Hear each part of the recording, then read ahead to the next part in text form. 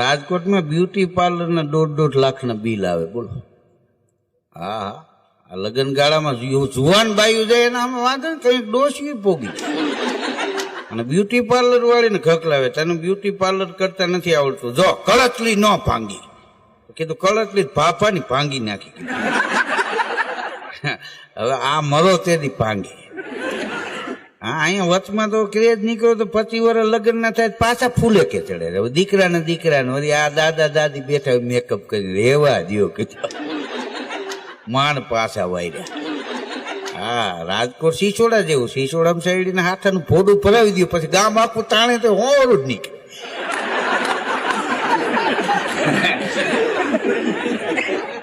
હા, અહીંયા મગજમાં બેસી જવું જોઈએ.